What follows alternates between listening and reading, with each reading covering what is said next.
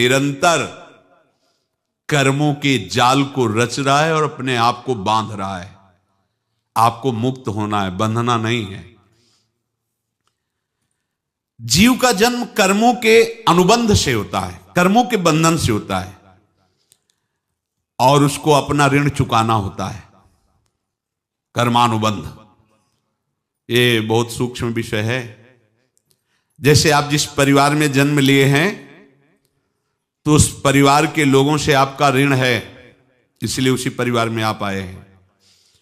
और ऋणानुबंध उसको बिना चुकाए या बिना वसूल किए आप वहां से जाएंगे नहीं। आपको लेना है तो वसूल करना है, और देना है तो चुकाना है। ये पूर्व के जन्मों से निश्चित किया गया है। जैसे किसी के यहां पुत्र हुआ, जन्म से ही पैसा खर्चा शुरू हुआ, जो बड़ा हुआ तो उद्दंडता के द्वारा मार पूरे परिवार को क्लेश पर क्लेश देता चला जा रहा है। ये तुम्हारे कर्म का फल है। या ऐसे शक्तिहीन बुद्धिहीन ऐसे पागल पूरे जीवन सेवा करो, तुमसे अपना हिसाब चुकाने के लिए वो आया है। अब परिवार के जो सदस्य जुड़े आके, मतलब पत्नी आते ही पूरी हृदय में आनंद, परिवार में आनंद, और जीवन भर वो आनंद ही सुख देने के लिए उसका जन्म हुआ। वो अपना ऋणानुबंध मुक्त, और आते ही भयंकर क्लेश खड़ा कर दिया, बीच में दीवाल और झगड़ा वैसा, फिर अतरे दिन मारपीट शुरू, कलह अशांति, पूरा जीवन नरक हिसाब करने आए। यहां ऋण चुकाए बिना कोई जा नहीं सकता, ऋण चुकाना पड़ेगा। किसी का ऋण वसूल करना है तो किसी को ऋण चुकाना है, दोनों काम करने होते हैं। अनेक जन्मों में अनेक लोगों के साथ हमने जो बर्ताव किए हैं, अच्छे या बुरे, वो होंगे। अब किसी आदमी को हम जानते नहीं, अचानक मिला, अचानक टक्कर लगा और मार पीट गाली गुप्ता सब कर दिया, चुपचाप सह लो। क्यों? ये आपका हिसाब है, पूर्व का हिसाब। हमारा उससे कोई द्वेष नहीं, कोई संकल्प नहीं। अचानक घटना घटी और हमसे द्वेष करने लगा, हमें पीटने लगा, हमें गालियां दे, ये हिसाब है, चुपचाप सह जाओ। अपने घर का भाई ही भारी दुश्मन बन गया और क्लेश दे, हिसाब है। एक प्रभुदत्त ब्रह्मचारी जी की वाणी में पढ़ा था, एक महात्मा जी भ्रमण करते थे तो उस समय असरफियां चलती थी, मोहरे असरफियां, तो उनको भेंट में देते लोग। तो या तो ठाकुर सेवा में लगे तत्काल, या संत सेवा में तत्काल लगे, उसका संग्रह करके डोलना ये ठीक नहीं है। बैरागी के लिए सिद्धांत में ये ठीक नहीं है। तो जब 2, 4, 6, 8 ऐसे मोहरे हुई तो उन्होंने विचार किया कि और भ्रमण करके जब काफी मोहरे हो जाएंगी तो प्रयागराज में जब कुंभ पड़ता है, एक बार पूरे सब अखाड़े के संतों को, अलग अलग संप्रदाय सब संतों को बुलाएंगे और सबको खुआएंगे। अब साधु है तो यही विचार करेगा, और क्या विचार करेगा। तो उन्होंने एक ऐसे डंडा बनवाया, बेंत, जो ऊपर से चूड़ीदार और भीतर पोला, और मोहरे उसमें डालते गए।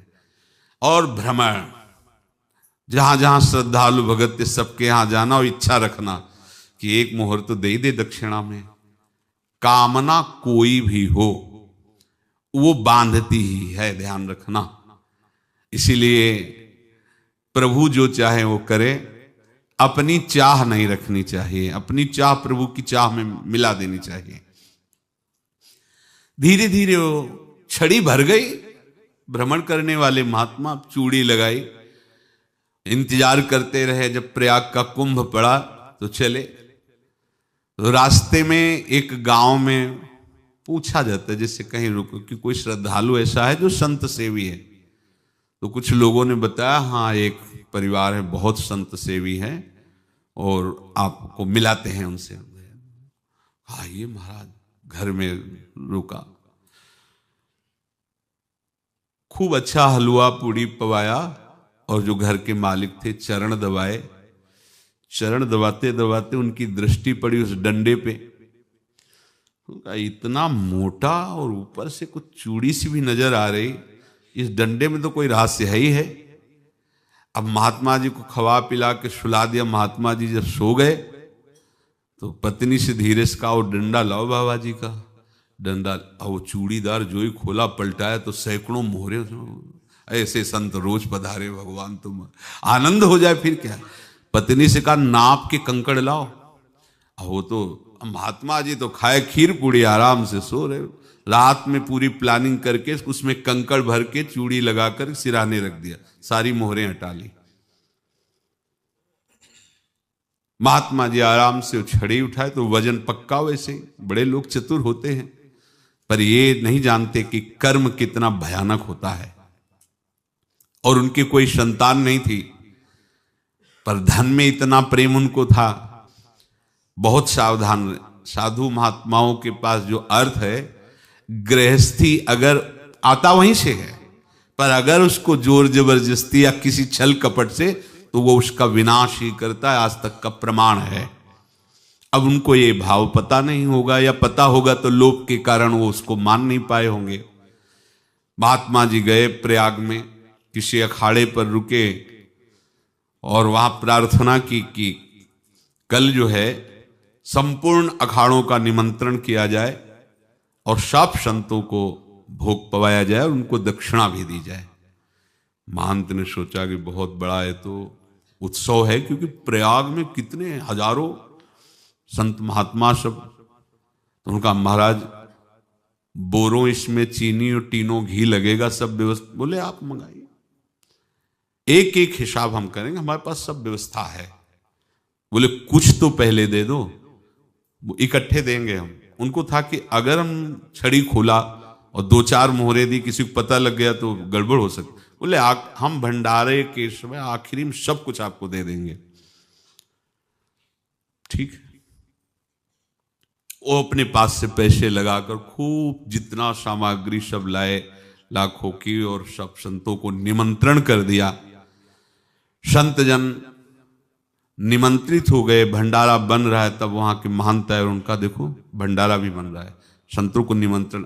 अब आप अर्थ की व्यवस्था कीजिए, क्योंकि इतनी बड़ी हमारी सामर्थ्य नहीं थी जितना हमने किसी तरह हमने व्यवस्था की। अब मुझे अर्थ चाहिए, तभी आगे की व्यवस्था बढ़ेगी। संतों को दक्षिणा देंगे और जिनसे अर्थ लिया उनको दे।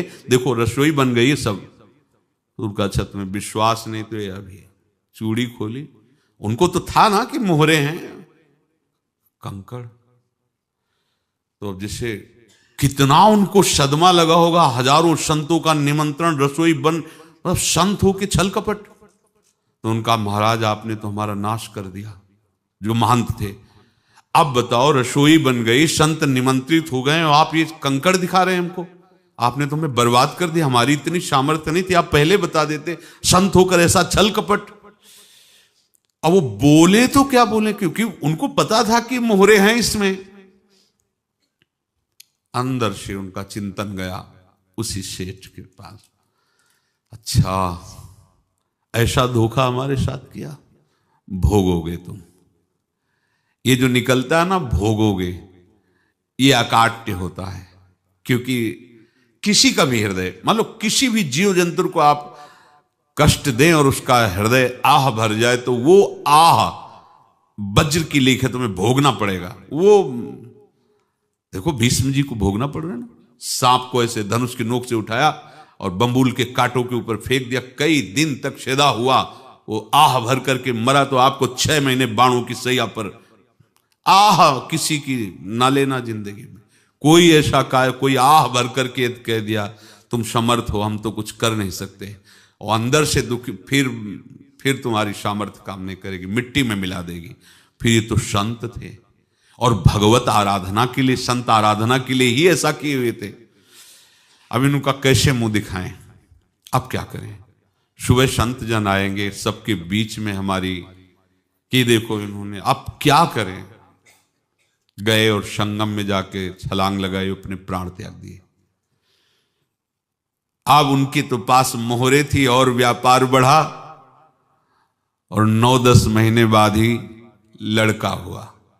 अब तो उनको कि संत फलीभूत हो गया। देखो व्यापार चल रहा, लड़का नहीं होता था, लड़का भी हो गया, बड़ा आनंद छा रहा है। जब से वो प्रकट हुए और धन की वृद्धि शुरू हो गई। पढ़ाई लिखाई में उनके खर्चा हुआ सब, बस बीमारी शुरू हो गई उनके शरीर में। अब उसमें पैसा जाना शुरू हुआ। इतने आसक्त तो वो दोनों हो गए कि कुछ भी हो, व्यापार ठप, संपत्ति बेचना शुरू। तो उन्होंने कहा कि बेटा मैं क्या कर सकता हूं तुम्हारे लिए? बोले हमारी अंतिम इच्छा है प्रयाग चलो, और जितने प्रयाग में संत महात्मा सबको एक बार भंडारा करवाओ, हमारी इच्छा अंतिम है। क्योंकि अंतिम यही इच्छा थी। तो बोले अब ज्यादा संपत्ति तो नहीं रह गई। तो बोले घर बेच दो, मेरे लिए ही तो है, बेच दो। मुझे लगता मैं बचूंगा नहीं, पर मेरी अंतिम इच्छा पूर्ण कर दो। घर बेच दिया, जेवर बेच दी। वहां गए, जब संत सेवा की तो बोले मुझे संगम तक ले चलो। संगम तक ले गए और बोले समझे तुम चुराए थे और हमने उसको छीना है, कुछ नहीं रह गया तेरे पास कुछ, अब केवल ममता और आसक्ति में जलकर मर और नरक प्राप्त कर। मैं वही महात्मा हूं जिसकी तूने मोहरे ली थी, शरीर छोड़ दिया। महात्मा को जन्म लेना पड़ा और इनको दुर्गति भोगनी पड़ी।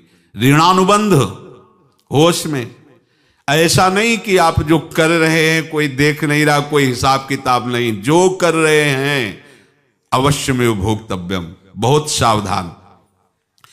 अनेक जन्मों में अनेक लोगों से जो कुछ लिया दिया है, इस लेने देने को मिटा देने के बाद ही तुम मुक्त हो गए। इसीलिए एक उपाय है, लेना न देना मगन रहना। क्या? मालिक को समर्पित हो जाओ, मालिक को अपना माना हुआ समर्पित कर दो, खत्म। अहम त्वाम स्वरूपापेभ्यो मोक्षयिष्यामि, सब खत्म। आगे पीछे लेना देना सब खत्म। एकादश स्कंद में भगवान श्री कृष्णचंद्र जी ने कहा जो मेरे चरणों का आश्रय लेकर भक्त मेरा भक्ति करता है, उसके पितृ ऋण, मातृ ऋण, देव ऋण, ऋषि ऋण, सब ऋणों से मैं मुक्त कर देता हूं। बस यही एक उपाय है जो इसके बंद करने का उपाय भक्तों के लिए है। वो यही है, भगवान की शरण में होकर अपना माना हुआ पूरा भगवान के अर्पित कर दो। अर्पित करने का तात्पर्य उसमें अहम हटा दो। तो दियम वस्तु गोविंदम तुभ्यमेव समर्पये। जिनसे तुमने सेवा करवाई है उनकी सेवा करनी पड़ेगी। जिनसे तुमने जो कुछ लिया है उनको देना पड़ेगा। ये लेने देने का व्यापार जब तक समाप्त नहीं होगा तब तक तुम्हारा जन्म मरण चलता रहेगा। अब आपको यहां समझना है, यदि आपसे किसी ने पैसे लिए बेईमानी करके नहीं दे रहा है तो आप उसको गाली मत दीजिए, आपने बेईमानी की थी इसलिए आपकी बेईमानी हुई है, ले गया, कोई बात नहीं है, बंधन से मुक्त हुए, जो बोझा था चला गया। उसको ऐसा ना देखे कि ये बेईमान हमारे रुपए मार लिए, अब जो कुछ होगा देखेंगे। अगर आप आगे नया कुछ करते हैं तो फिर आगे का हिसाब आपको भोगना पड़ेगा, ध्यान रखना। ऐसा नहीं है कि आपको भोगना नहीं पड़ेगा। एक ही उपाय है कि अब जो शरीर धारण किए इसी में जो भोग ले, आगे ना होना चाहिए। तो क्या करे? सर्वतो भावेन भगवान की शरण ले ले। ये तो सर्वाणि कर्माणि मयि सन्न्यस्य मत्पराहा अनन्येन योगेन माम ध्यायन्तु उपासते तेषामहं समुद्धर्ता मृत्यु संसार से। ये बड़ा कठिन है पार होना, कोई छोटी मोटी बात है। एक महात्मा बाल्यावस्था से भजन करते थे, शालिग्राम भगवान पास रखते थे और उन्हीं की आराधना करके बस पाठ, नाम, जप और भ्रमण करते थे। यौवन अवस्था थी, गंगा जी के किनारे अपने ठाकुर को विराजमान करके स्नान करने के लिए कपड़ा ही उतार रहे थे कि 90 लोग आ गए, भाला तलवार सब ले, मारो मारो इसको मारो, घेर लिया। तो उन्होंने हाथ जोड़कर कहा हमने क्या अपराध किया? कोई सुन ही नहीं रहा। तो उन्होंने कहा मार तो डालोगे ही आप, 90 लोग, हम कोई अस्त्र शस्त्र तो लिए नहीं, एक बार हमें गंगा में डुबकी लगा देने दो और अपने ठाकुर को स्नान करा देने दो, फिर इसके बाद आप मार देना। भगवत इच्छा से वो लोग रुक गए, स्नान किया और अंदर से प्रार्थना की, प्रभु ये क्या लीला है आपकी, आपके सिवा मेरा कोई है नहीं और ये मुझे मारना चाहते हैं। तो भगवान ने जानते हो क्या कहा उनके अंतर में? तुम मेरे में ध्यानस्थ हो करके शरीर को छोड़ो, ये लोग मारेंगे। ये मेरे भजन का फल है कि तुम्हें 90 जन्म नहीं लेना पड़ेगा। एक ही जन्म में 90 मिलके, तुमने 90 हिंसा की थी पूर्व में, तो तुम्हें 90 बार जन्म लेना होता और एक एक करके मारते। ये मेरे भजन का प्रताप है कि एक बार में ही 90 का हिसाब हो जाएगा। तुम आंख मूंदो, मेरे ध्यान में मगन रहो, मेरे प्रताप से तुम्हें कोई चोट नहीं होगी और स्वाभाविक मूर्छावस्था में प्राण तुम्हारे छूट जाए। ऐसा ही हुआ, ऐसा हुआ। तो ये बात समझ लो कि ये जो कर्मानुबंध है, ऋणानुबंध है। आप देखो, अगर शाप महात्माओं ने दिया कि तुम्हारे वंश का इससे विनाश होगा, तो भगवान भी परम धाम जा रहे तो उसी कील से, बाण की नोक में जो मछली लील गई थी छोटा कण, उसी से की नोक बनाई और उसी नोक को प्रहार किया। भगवान के श्री चरण में वही बाण की नोक लगी और भगवान ने स्वीकार किया ना। भगवान का बड़ा लीला विचित्र है। अगर छुप करके उधर रामावतार में बात, तो इधर ऐसे स्वीकार किया है भगवान ने। ऐसा कहीं नहीं दिखाया कि मैं भगवान हूं तो मैं अपने लिए, ऐसा नहीं दिखाया। नारद जी का हित किया पर नारद जी ने शाप दिया तो भगवान ने स्वीकार किया। बंदरों ने ही सहायता की, जैसा बोले थे वैसा। ये लीला इस शरीर में भोगनी पड़ेगी। हाँ, ज्यादा को कम में भुगता देंगे, पर अब अगला शरीर ना मिले, इसके लिए सर्वतो भावेन भगवान के आश्रित हो जाए। जैसे आपने दुकान फैला रखी है तो उसमें दो काम होते हैं, लेना और देना। किसी को उधार दिया है तो हमें उसे लेना है, और कोई नगद देकर सामान ले रहा है तो उसे सामान देना है, या उधार लिया है तो हमें उधार देना है। अब अगर दुकान बंद करनी है तो तुम्हें देने वालों पर जोर देना है, लेने वालों पर जोर नहीं। लेने वाला तो जाओ हम क्षमा किया, समर्पित किया, हमारा कोई संबंध नहीं, खत्म हो जाए, वो खुशी हो जाएगा। लेकिन देने वाला, तुम अगर दुकान भी उठा दोगे तो जहां भी रहोगे तुम्हारे पास वो आएगा, लाइए हमारा। तो देने पर नजर रखिए, जिसका जिसका हिसाब है वो आपके सामने आता जाए, हटाते जाओ। लेने पर नजर मत रखिए और दुकान फौरन उठा दीजिए, नहीं अगर लेते देते रहे तो चलता रहेगा। आगे चलकर कुछ लेना न देना, मगन रहना बस अपने प्रभु के चिंतन में। अब हम कैसे जाने कि किसको क्या देना है, हमें क्या पता? तो हम पूरा हिसाब जिनको पता है उनको दे देते हैं, समझ रहे हो? उनको पता है क्या लेना है क्या देना है, तो इनके पास पहुंच गए, सरकारी हिसाब से सब बराबर कर देंगे। हमको अपनी जिम्मेवारी इनकी चरणों में समर्पित कर देना है, तभी हम जीवन मुक्त होंगे। ये रहस्य की बात है। प्रभु कह रहे हैं, यस्य सर्वे समारंभा काम संकल्प वर्जिता ज्ञानाग्नि दग्ध कर्माणं तमाहु पंडितम बुधा। जिसके संपूर्ण कर्मों के आरंभ संकल्प और कामना से रहित हैं, तथा जिसके संपूर्ण कर्म ज्ञान रूपी अग्नि से जल गए हैं, उसको ज्ञानी जन भी पंडित कहते हैं, बुद्धिमान कहते हैं। पूज्य श्री भाई जी महाराज कह रहे हैं, जैसे वहां ज्ञानाग्नि से दग्ध कह रहे हैं, तो अपने वृंदावन वासियों का प्रेमाग्नि से सब कर्म संस्कार दग्ध होते हैं। जिस समय आपके हृदय में भगवत प्रेम का प्रादुर्भाव होगा तो लेश मात्र कभी तुम्हें दुख नहीं भोगना पड़ेगा।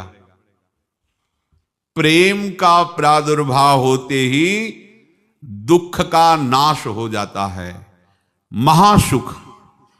जब प्रेम का प्रादुर्भाव होगा तो समस्त पाप भस्म हो जाते हैं, अशांति नष्ट हो जाती है, संसार ज्वाला स्पर्श भी नहीं कर सकती है।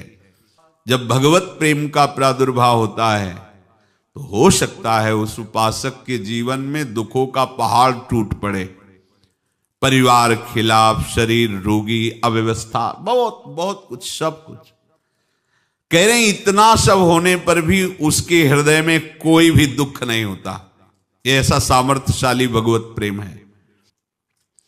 भगवान के चरणारविंद का जिसके हृदय में प्रेम है, भारी से भारी दुख भी उनको विचलित नहीं कर सकता।